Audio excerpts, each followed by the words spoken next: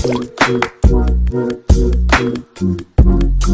guys, balik lagi bersama Pichel, dan seperti yang teman-teman udah lihat barusan, laptop yang bakal kita bahas kali ini urusan durability-nya jelas udah mantap banget. Keyboardnya udah aman dari tumpahan air dan masih aman jaya nih setelah kita pakai.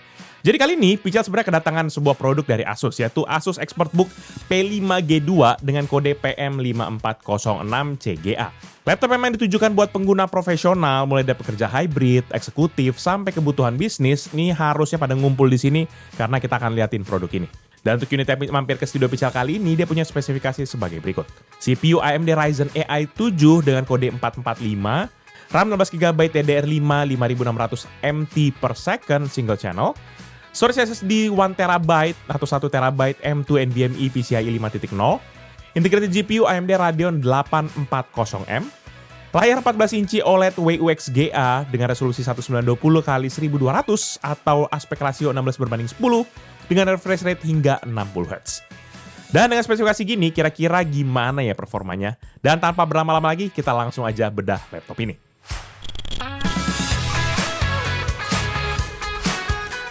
Untuk urusan desain, maka laptop ini hadir dengan tampilan yang simple dan juga clean. Nggak banyak gimmick aksen berlebihan, jadi tetap tampil profesional karena itu tadi, memang segmentasinya lebih ke pasar laptop bisnis. Untuk urusan warna pun, maka tersedia varian Misty Grey yangnya memang menjadi satu-satunya pilihan yang tersedia untuk produk ini. Ya menurut Pichel, tone warna abu-abu ini memang udah selaras lah sama segmen market yang mereka tuju. Lebih kalem sekaligus juga jauh lebih netral.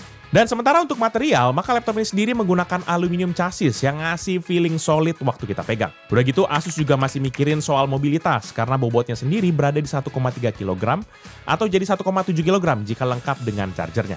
Sementara untuk dimensinya ini berada di 31,5 cm untuk panjang, lebar di 22 cm, dan ketebalan di 2,8 cm. Ya memang untuk sebuah laptop 14 inci, kombinasi dimensi begini tuh udah tergolong sangat compact, sekaligus juga ringkas. Jadi nggak makan tempat dan masih ringkas buat kita bawa kemana-mana. Nah kalau ngomongin laptop bisnis, maka urusan ringkas aja sebenarnya belum cukup, karena durability pun juga perlu kita pertimbangkan. Untuk itu, maka laptop ini sudah mengantongi sertifikasi MIL STD 810H. Ya memang singkat cerita, laptop ini dirancang buat tahan terhadap perubahan suhu ekstrim, goncangan, sampai berbagai kondisi lain seperti yang Pichel tunjukin di awal video yang tadi. Yang dimana memang secara khusus Asus sudah membekali keyboardnya dengan fitur spill resistant yang diklaim mampu menahan tumpahan cairan hingga 66 cc. Ingat ya, 66 cc itu sekitar mungkin ya kasar-kasarnya 66 ml lah. Ya ini seperempat gelas kopi kali ya. Jadi kalau kasusnya nggak sengaja ketumpahan kopi, ya udah Pichel buktiin sendiri dan aman jaya. Cuma disclaimer aja, memang Pichel tadi cobanya bukan minuman manis ya. Bukan apa-apa sih, karena males aja. Kalau manis tuh kan akan lebih lengket gitu ya kan. Belum lagi ntar bersemut gitu kan. Sama kayak Pichel nih kan, kayak kalau manis gini kan takutnya beberapa dari kalian mungkin akan lengket kali ya kan. Selanjutnya kita masuk bahas detail desainnya dulu, dan kita mulai dari cover luarnya. Dimana di sini Asus masih konsisten pakai pendekatan desain yang clean dengan logo Asus di bagian tengah. Dan tepatnya di area pangkal panel terdapat branding Asus ExpertBook yang memang dibuat agak samar dan gak terlalu mencolok. Selanjutnya, waktu kita geser ke area bawah, nanti di area ini terdapat total 4 kaki-kaki karet yang penempatannya sudah pas banget. Dimana 2 di depan, 1 memanjang di belakang, terus 1 dikecil di tengah. Biar waktu ngetik keyboardnya tuh nggak jadi apa ya, kayak mendelep gitu ya, kayak tenggelam gitu. Dan di area ini pun juga sudah dipenuhi lubang-lubang grill, mulai dari lubang sirkulasi udara sampai lubang speaker di area kiri dan kanannya. Selain itu pun juga terdapat logo branding ExpertBook serta stiker dan juga tulisan-tulisan terkait informasi produknya. Dan dari bawah kita geser ke bagian samping kanan dan kiri yang memang jadi tempat bersemayamnya I/O port. Dimana mulai dari bagian kanan di sini terdapat 1 port USB Type E 3.2 Gen 1, 1 port RJ45 GB Ethernet, dan juga 1 buah Kensington lock.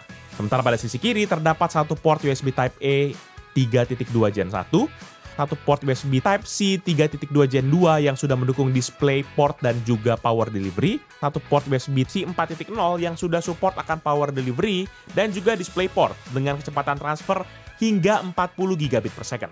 Dan juga 1 port Full HDMI standar 2.1 TMDS serta 1 combo audio jack 3,5 mm. Nah, sampai di sini teman-teman udah nilai sendiri lah. Untuk I/O port memang sudah tergolong cukup lengkap dan berkelas. Dan juga untuk SD card memang walaupun masih absen, tapi yang perlu diapresiasi sebenarnya menurut Pichel adalah RJ45. Karena di dalam korporasi biasanya RJ45 tuh jauh lebih berharga ya dibandingkan dengan SD card. berdasarkan pengalaman pribadi ya di dalam perusahaan gitu. Ya memang nggak bisa dipungkiri secara teknologi ya cenderung balance lah. Bisa bilang masih ada USB Type A, ini masih untung. Terus HDMI-nya pun juga ada dan bentuknya juga full ya. Untung saja karena jangan sampai niat-niat pakai nggak ada HDMI karena kita kalau yang meeting itu kita butuh port HDMI. Dan udah puas bahas semua area luar, sekarang kita buka aja panel layarnya, di mana kita langsung disajikan dengan layar yang dikelilingi bezel. Mulai dari atas, nanti terdapat 1 cm bezel yang sekaligus jadi tempat untuk kamera. Sementara untuk kiri kanan ada 0,5 cm, sementara di bagian bawah ada 1,5 cm ukurannya, yang disematkan juga branding logo Asus ExpertBook. Kombinasi bezel ini udah tergolong tipis, karena membuat laptop ini menjadi screen to body ratio-nya di 86%, which is udah termasuk cukup tinggi lah. Selanjutnya, panel layarnya ini juga ditopang oleh sebuah engsel tunggal yang punya bukaan hingga 180 derajat. Dan engselnya ini bukaannya udah effortless banget. Ya kayak laptop-laptop yang itu ya, yang kegigit-kegigit gitu kan. Tahu kan? Dan yang menariknya, meskipun dibuat ringan, tapi resistensinya tetap kokoh. Jadi masih bisa set lah di beberapa angle sesuai dengan kebutuhan kita. Jadi nggak ngeletoy-ngeletoy amat gitu ya, tapi masih mudah untuk kita gerakan naik ataupun juga turun. Dan selain panel layar, pada area ini juga terdapat input device, yaitu keyboard dan juga touchpad. Nah, kalau teman-teman lihat di ujung depan frame touchpad, terdapat sebuah lekukan yang memang memudahkan kita buat ngebuka laptopnya. Selain itu juga stiker-stiker informasi pada area pamresnya, mulai dari logo audio, stiker prosesor, dan juga stiker-stiker lainnya. Ya tenang aja, nanti kita akan bahas detail satu-satunya termasuk keyboard dan juga touchpad.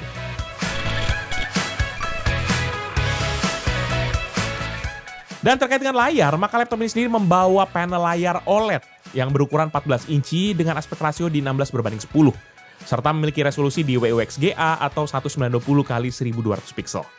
Jadi meskipun resolusinya masih di bawah 2K, tapi ukuran 14 inci ini yang memiliki rasio 16:10 tetap memberikan area kerja vertikal yang lebih luas, terutama buat scrolling dokumen ataupun juga multitasking.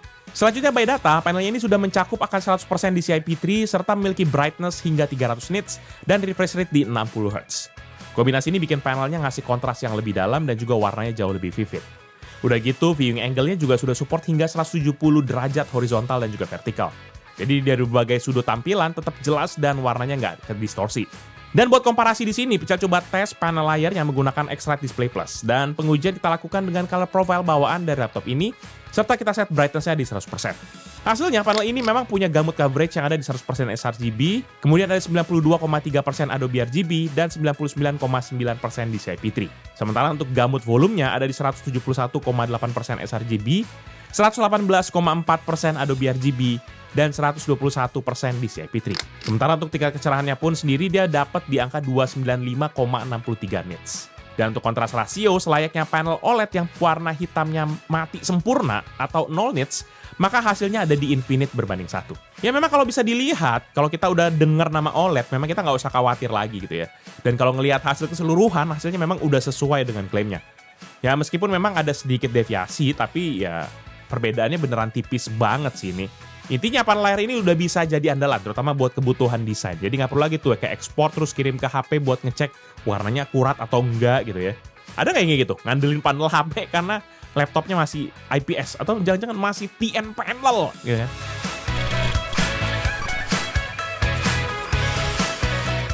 Dan terkait dengan device, maka laptop ini memiliki 2 input device dan juga 2 security input. Input device pertama yaitu keyboard, di mana keycapnya punya ukuran rata-rata di 1,5 cm dengan travel distance di 1,5 mm. Untuk kelengkapannya sendiri udah ada tombol copilot dan juga berbagai shortcut di function key, mulai dari volume, brightness, microphone, termasuk juga atur backlight yang memang memiliki 3 tingkat kecerahan backlight. Selanjutnya input device kedua yaitu touchpad, di mana ukurannya di 15 x 8,5 cm, dan secara default touchpad ini sudah support akan Windows gesture seperti scrolling, swipe, sampai multi-finger gesture. Selain itu, Asus juga sudah menyematkan dengan Asus Smart Gesture yang memang bisa memiliki akses kepada brightness, volume, forward rewind, dan juga shortcut buat aplikasi Screen Expert. Ya memang baik touchpad dan juga keyboard di laptop ini sudah tergolong ya oke lah ya, wajar lah kliki-klikinya itu ya, feelingnya. Dan biar lebih jelas, maka berikut ini bisa coba tampilin feedbacknya biar teman-teman bisa nilai sendiri. Check this out.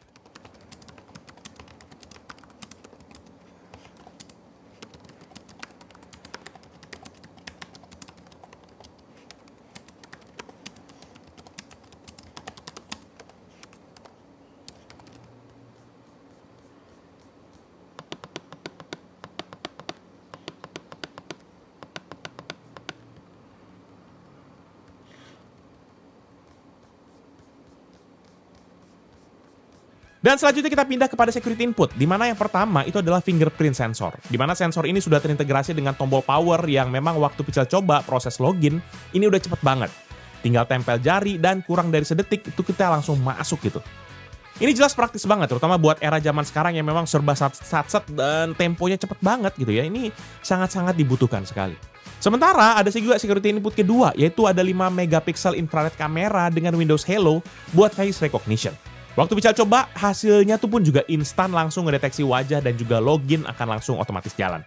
Bahkan pas Pichel coba di ruangan yang agak gelap sekalipun, dia masih bisa berjalan dengan baik. Ya memang karena dia pakai infrared gitu ya. Jadi jelas, dua fitur security ini jelas sudah sangat solid banget. Beneran mantap dan berfungsi dengan baik, sehingga Pichel nggak ada kendala di sini.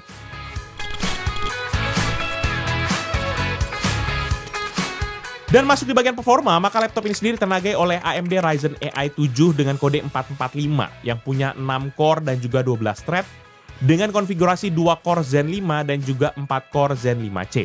Codename dari prosesor ini sendiri adalah Gorgon Point dengan base clock di 2 GHz dan bisa di boost clock hingga 4,6 GHz. Selain itu, prosesornya juga dibuat dengan fabrikasi TSMC 4 nanometer FinFET yang punya L2 cache di 6 MB dan juga L3 cache di 8 MB. Sementara untuk default TDP-nya sendiri ada di 28 Watt dan configurable TDP-nya ada di 15 Watt sampai ke 54 Watt.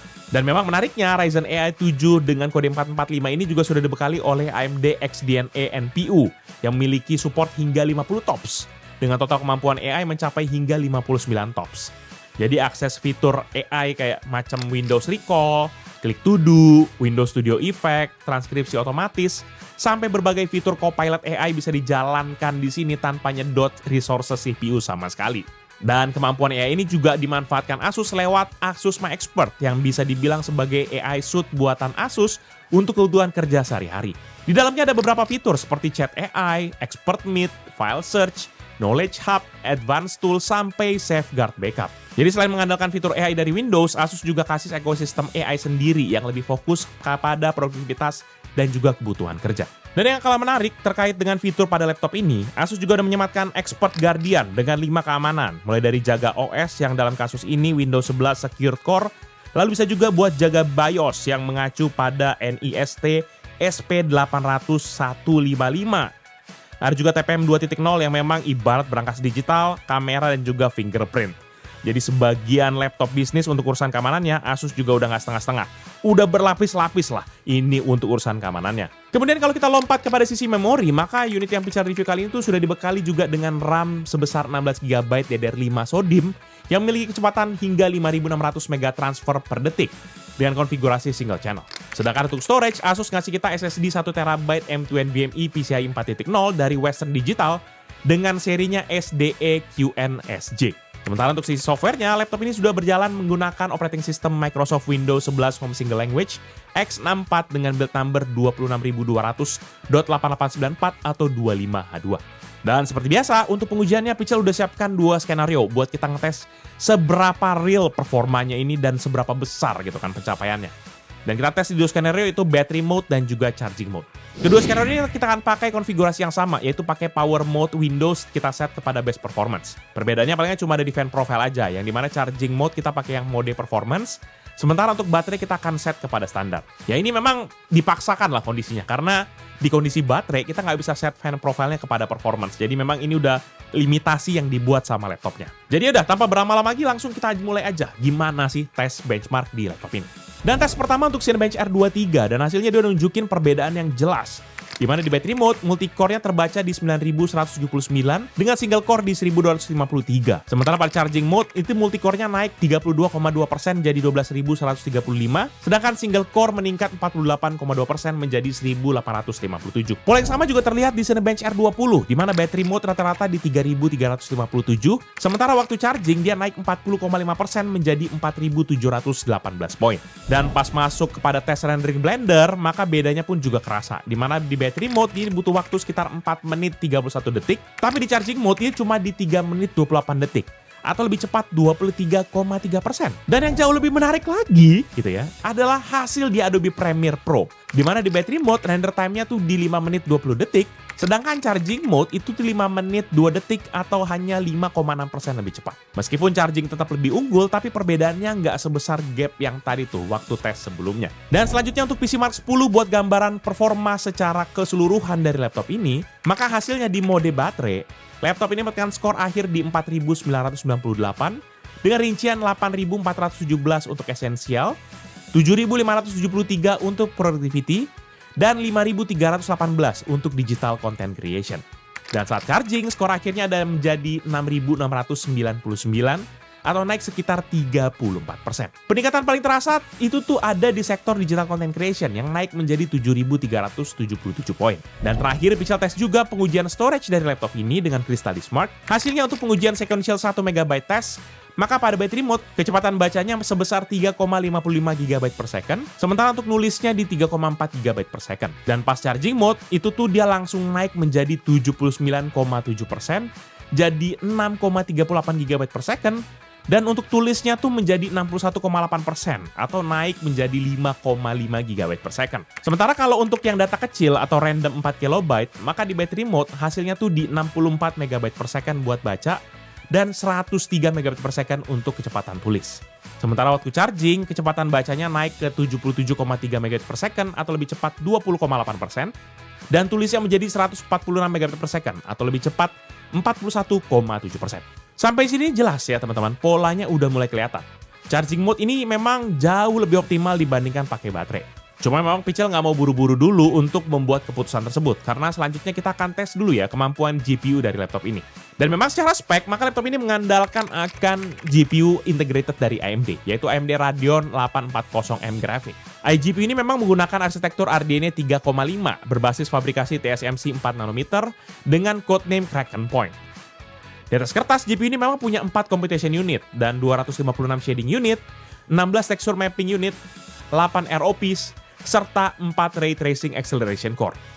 Dan juga untuk clocknya sendiri berada di base clock 400 MHz dan bisa di-boost hingga 2,9 GHz, tergantung beban kerja dan juga kondisi thermal yang ada.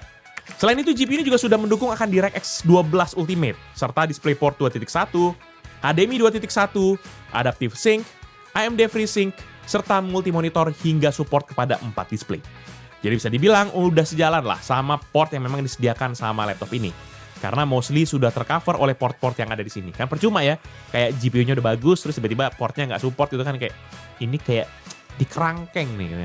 Dan lebih lanjut, karena memang ini iGPU, jadi dia nggak punya VRAM dedicated dan akan menggunakan sharing memori dari RAM utama.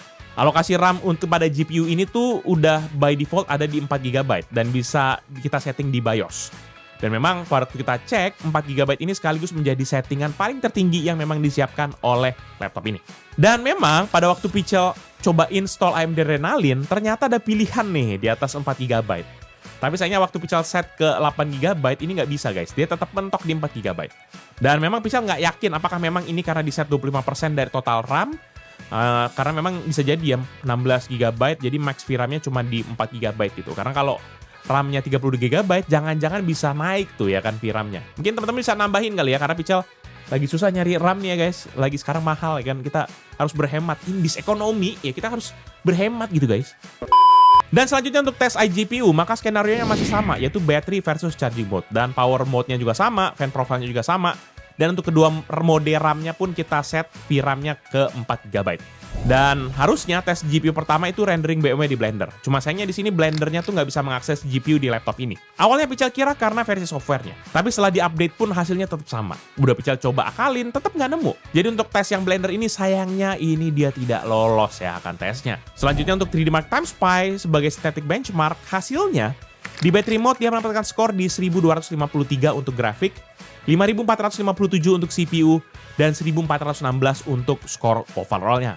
Sementara pada charging mode, dia mendapatkan skor di 1419 buat grafik atau naik 13,3%, 6957 untuk CPU atau naik 27,5%, dan 1611 untuk overall skornya atau naik 13,8%. Dan sampai di sini Pichel agak mikir nih. Beda dengan CPU yang kontras banget antara battery versus charging, GPU ini bedaannya malahan gak terlalu besar gitu. Cuma lagi-lagi angka ini memang terlalu teknis, jadi biar kelihatan lebih jelas ya, kita mending langsung masuk aja pada tes gaming. Ya memang meskipun ini laptop bisnis, tapi kan motonya kan apapun laptopnya, gaming test adalah tolak ukurnya gitu ya kan. Tapi memang sebelum lanjut, sebagai referensi, berikut Pichel coba tampilin deh perbandingan hasil tes dari beberapa PC dan laptop yang Pichel pernah review. Check this out.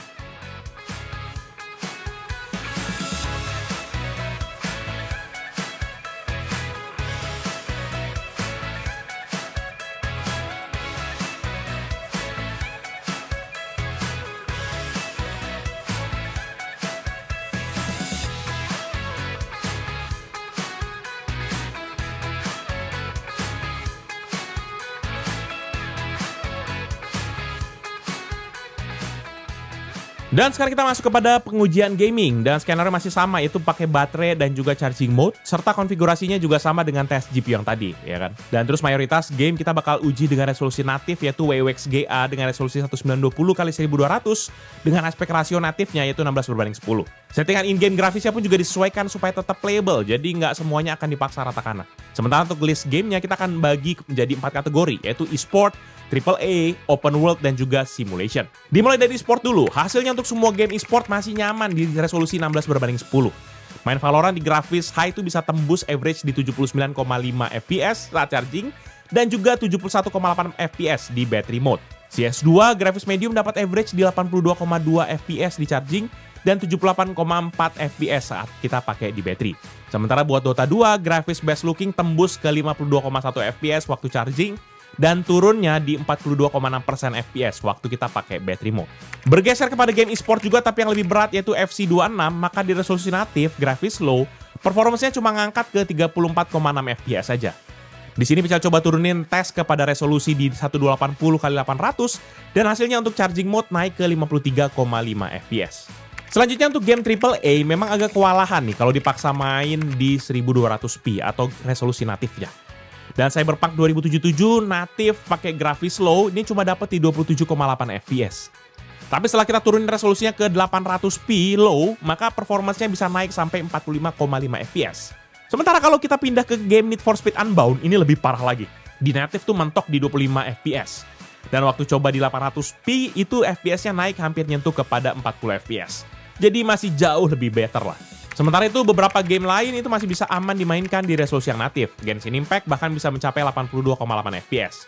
Sementara untuk GTA 5, 56,2 FPS, dan The Sims 4 dapat 47,7 FPS saat charging mode. Di sini kelihatan ya, memang untuk urusan performa GPU, maka perbedaan antara battery versus charging mode di kebanyakan game tuh nggak terlalu jauh hasilnya. Perbedaan paling mencolok palingan cuma didapat buat game e-sport Valorant dan juga Dota 2 aja, dengan settingan grafis paling low. Sedangkan kalau grafisnya dibuat high, maka behaviornya jadi sama dengan game yang lain.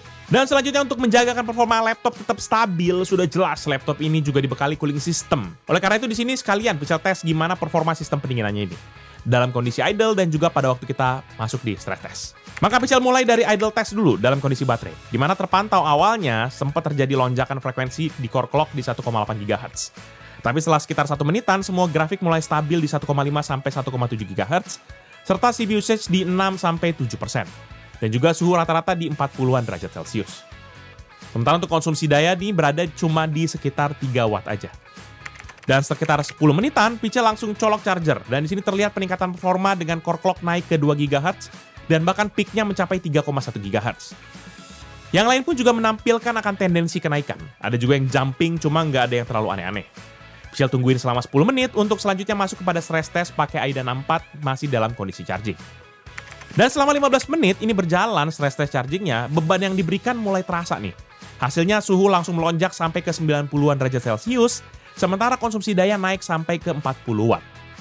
Di sisi lain, core clock-nya juga ikutan naik dan akhirnya stabil di 3,7 GHz. Setelahnya, charger dicabut dan laptop didiamkan selama 15 menit untuk menstabilkan suhunya. Kemudian lanjut lagi, stress test pakai battery mode, di sini terlihat performanya turun dibandingkan saat charging. Dengan core clock stabil di 2,4 GHz, maka konsumsi dayanya pun juga turun menjadi 14 watt dan suhu kembali ke 50-an derajat Celcius. Setelah itu Pichel coba hentikan pengetesannya dengan total durasi testing selama 1 jam 5 menit. Ya memang kalau teman-teman lihat dari hasil tes yang tadi kelihatan ya kalau performa real dari prosesornya ini masih belum sepenuhnya keluar. Meskipun di atas kertas dia sebenarnya sanggup boost sampai 4,6 GHz dengan daya di 5 watt, tapi di tes yang tadi asupan dayanya mentok di 40 watt serta frekuensinya cuma di 3,7 GHz saja. Ditambah pun suhunya juga udah sampai kepada 90 derajat Celcius gitu. Menurut Pichel ini nunjukin kalau Asus ngasih batas dayanya ada di 40 watt, karena kalau lebih dari itu, mereka mungkin berpikir akan memiliki resiko overheat dan juga akhirnya kerusakan kepada internalnya gitu ya. Makanya lebih baik main aman lah gitu. Dan karena kita nggak puas pakai AIDA aja, maka Pichel juga tes pantau performanya pakai Cinebench R23 multi-core looping selama 10 menit. Dan dalam kondisi charging, TDP-nya bertahan di kisaran 32 watt.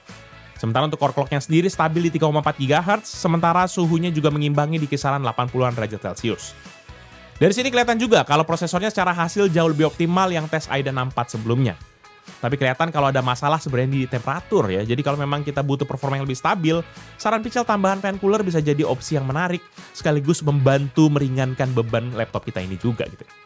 Dan ngomongin soal temperatur yang tadi, nggak lupa juga Pichel cek suhu permukaan luar laptopnya supaya kelihatan nih masih nyaman atau enggak sih kalau pada waktu kita gempur terus kita pakai sehari-hari gitu. Dan Pichel tes pakai ini tuh di ruangan dengan suhu di 25 derajat Celcius. Dan saat kondisi idle titik terpanas berada di bagian depan nih, di dekat antara tombol space dan juga tombol B. Dengan suhu rata-rata di 38,2 derajat Celcius dan maksimum mencapai 40,2 derajat Celcius.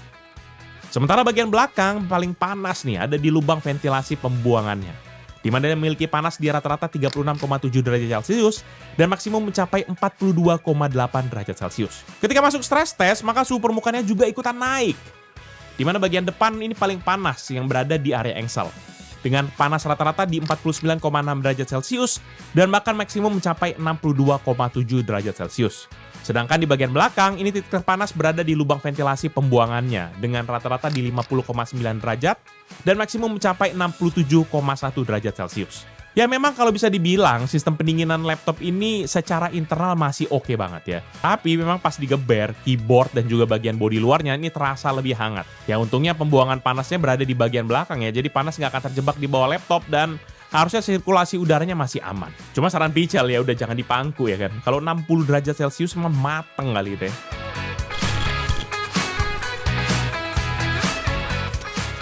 Sementara untuk urusan multimedia, maka laptop ini udah dibekali oleh stereo speaker built-in yang memiliki dukungan direct audio dan smart amp teknologi. Perbaruan ini ditujukan buat bikin output suaranya jadi lebih optimal, baik dari sisi volume maupun juga untuk kejernihan. Pas Pichel pakai buat meeting, nonton video, sampai dengerin musik, suaranya itu udah jernih dan kenceng lah untuk ukuran speaker laptop. Karena pas kita cek pakai decibel meter, hasilnya mencapai average di 87,3 desibel dan maksimum mencapai 95,7 desibel.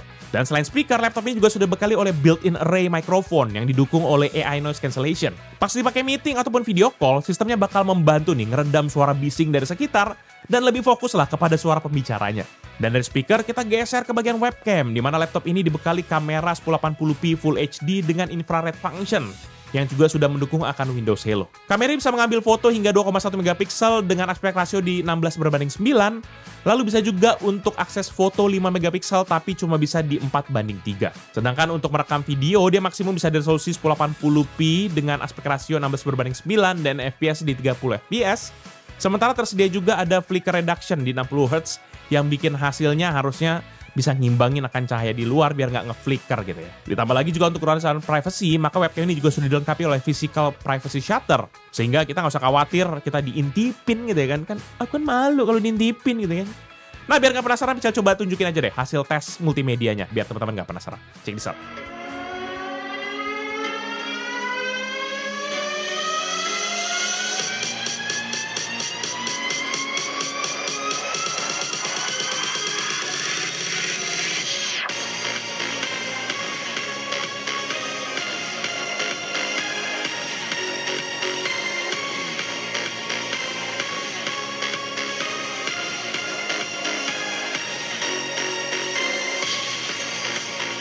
Oke, cek 123, cek 123. Ini kualitas kamera di perekaman 1080p Full HD 30 fps dengan flicker reduction 60 Hz. Secara kualitas detail ini udah oke banget ya untuk webcam laptop. Terus warnanya juga udah oke. Dan kalau pindah ke ruangan yang gelap, kurang lebih seperti ini hasilnya. Dan kalau dari segi fitur, ini juga ada privacy shutter. Jadi bisa matiin kameranya tapi suaranya tetap masuk gitu ya. Dan selanjutnya selain itu ada juga automatic framing. Jadi kalau kalian ke kanan kiri, ini nanti bakal tetap ngesenterin muka kalian gitu ya. Biar pas meeting tuh tetap proper gitu ya. Dan ini juga ada background effect. Jadi misalnya kalau misalnya di belakang kalian nih kelihatan kan jadi blur gitu ya. Terus dan kalau kalian dari tadi dengerin suaranya, ini suara mikrofon bawaan dari laptopnya yang mana udah punya AI noise cancelling. Dan ini AI noise cancellingnya nyala guys. Jadi ini traffic kendaraan lewat udah bisa diredam dengan baik. Dan kalau misalnya ada yang pengen tahu gimana sih suaranya pas noise cancellingnya mati, ini kurang lebih kayak gini ya, suara-suara sekitar noise jadi pada masuk. Dan kalau misalnya kita balikin lagi udah jelas dia langsung nge-reduce noise-nya gitu guys. Dan sekarang kita masuk ke bagian konektivitas, di mana untuk urusan wireless, laptop ini sudah dibekali oleh Wi-Fi dari Realtek dengan kode RTL8852BE, yaitu Wi-Fi 6 dual band 2,4 GHz dan juga 5,8 GHz. Ya memang nggak bisa dipungkiri, sekarang memang udah zamannya masuk ke Wi-Fi 7 gitu ya. Tapi sebenarnya Wi-Fi 6 ini pun juga masih tergolong relevan, karena banyak hal dan banyak kondisi, ekosistem kita juga masih belum mensupport akan banyaknya Wi-Fi 7 gitu ya. Jadi masih belum urgent-urgent amat lah. Dan juga memang kalau buat kita yang butuh koneksi lebih stabil dan juga dengan bandwidth yang masih cukup-cukup makan, maka laptop ini kan masih menyediakan juga kan RJ45 tadi, yaitu Gigabit Ethernet. Sehingga kita bisa colokin aja kabel LAN tanpa kita perlu butuh kabel ataupun adapter tambahan. Selain itu ada juga Bluetooth versi 5.4 buat menghubungkan berbagai perangkat wireless seperti mouse, headset, sampai peripheral lainnya. Ini harusnya udah aman banget, jadi kita nggak terlalu khawatir.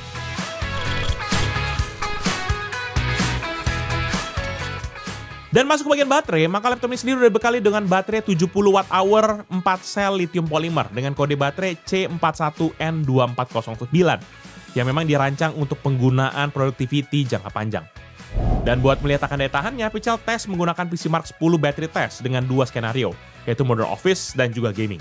Keduanya kita jalankan dengan setting best performance dan juga kita set brightness-nya di 100%. Dan skenario Modern Office dari 100 sampai 2%, baterainya bertahan selama 8 jam 28 menit. Sementara untuk skenario Gaming dari 100 hingga 3%, laptop ini mampu bertahan selama 2 jam 46 menit. Nah, dari hasil ini teman-teman kelihatan banget ya, kalau daya tahan baterai ini memang sangat bergantung sama beban kerjanya. Tapi buat kebutuhan kerja dan produktivitas, 8 jam ini jelas udah tergolong panjang, terutama buat kerja seharian, tanpa kita perlu ribet-ribet lagi tuh nyari colokan. Dan lanjut kepada pengisian daya, Asus juga sudah menyertakan akan charger menggunakan interface USB Type-C dengan daya 90 Watt, yang memiliki output 20 volt 4,5 ampere. Dan saat Pichel lakukan charging test, baterai dari kondisi 4-100% membutuhkan waktu charging di 1 jam 31 menit. Dan memang karena chargernya sudah USB Type-C, maka laptop ini juga sudah punya fleksibilitas buat diisi menggunakan charger USB Type-C yang lain dengan daya yang sesuai. Jadi nggak harus selalu bergantung sama charger bawaan ketika kita lagi berada mobile. Walaupun konsekuensinya adalah port USB Type-C-nya kepake satu, ya kan? Itu dia.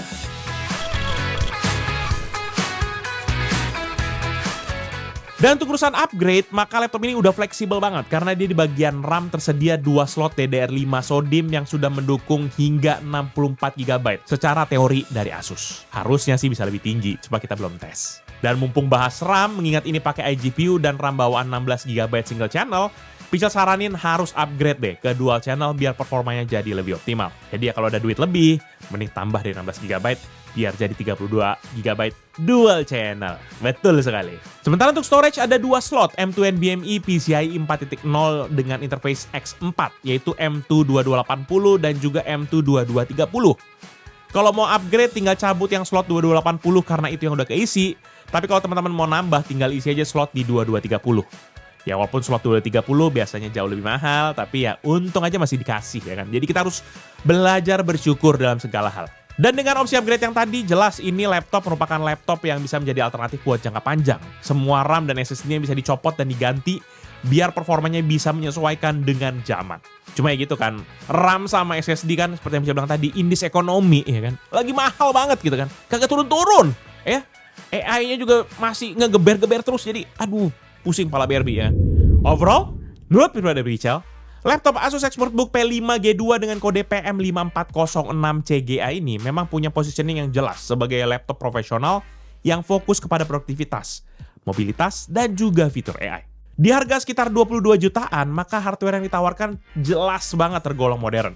Terutama udah pakai Ryzen AI 7 445 yang memiliki NPU native hingga 50 TOPS dan dukungan Asus MyExpert buat beragam kebutuhan AI dan juga produktivitas. Performa CPU-nya memang bukan yang paling kencang di kelasnya, apalagi saat digeber dalam waktu lama, ini ada limitasi secara hardware menurut Pichel. Jadi buat kerja-kerja yang keras-keras banget gitu ya, apalagi yang digeber dalam suhu tinggi dan juga temperatur yang tinggi nih ya, ini akan sangat-sangat terlihat nih bottleneck-nya. Tapi buat yang memang kita pakai kerja harian, multitasking ringan, editing, sampai gaming yang tipis-tipis, menurut Pichel performanya jauh banget dari kata mediocre gitu ya. Ini jelas di atas lah, solid banget gitu. Ditambah lagi pakai layar OLED dan juga baterai yang udah punya daya tahan hingga 8 jam lebih setelah kita tes, bikin produk ini sangat-sangat menarik. Palingan Pichel cuma nitipin beberapa catatan aja. Pertama, saat dipakai buat beban berat seperti stress test dalam waktu lama, suhu laptop ini, apalagi untuk permukaan bodinya, ini terasa cukup hangat. Tapi ya siapa juga yang bakal nge-stress test tiap waktu gitu kan. Dan bisa jadi mungkin hasil ini bisa jadi patokan aja buat kondisi yang sangat-sangat ekstrim gitu. Sementara buat penggunaan sehari-hari, mulai dari kerja santai sampai nge-game, ini suhunya tergolong masih aman sih. Jadi kita nggak perlu khawatir sampai di situ.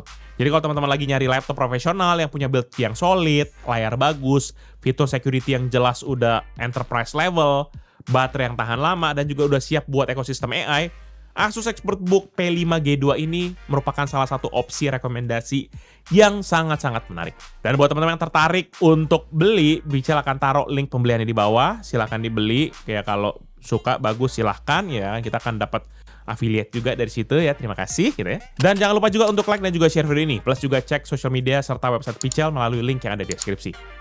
Mampir-mampir juga ke YouTube channel yang lain di bawah Pichel Media Group, yaitu Pichel Main Game yang bahas soal game konsol. Ya kan, kita baru bahas tuh yang IPEGA kemarin, ya, buat Nintendo Switch dan juga aneka konsol yang lain. Ada juga PMG Fams yang bahas soal aktivitas serta keluarga, ya, walaupun Pichel aktivitas keluarganya udah ada videonya, cuma belum sempet ngedit, ya kan. Serta Pichel Toys Time yang lebih parah juga, belum sempet ngedit, ya kan. Yang bahas soal mainan. Sibuk bos, kerja, indis ekonomi, kita perlu hustle culture mati-matian, biar kita masih tetap relevan dan tidak dipecat. Jangan lupa subscribe ya guys. Jangan lupa. Jadi itu bisa kali ini. Thank you guys for watching. I'll see you in the next video. Bye-bye.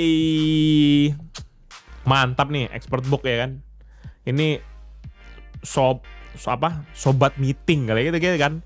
Laptop sobat meeting ya kan? Karena bisa bertahan 8 jam. Asal jangan sampai bos kita dengar aja nih. Kalau bos kita dengar diajak meeting kita seharian, capek juga berlebih. Ya kan, kita punya kehidupan. Ya. Hustle culture, kita punya side hustle lah.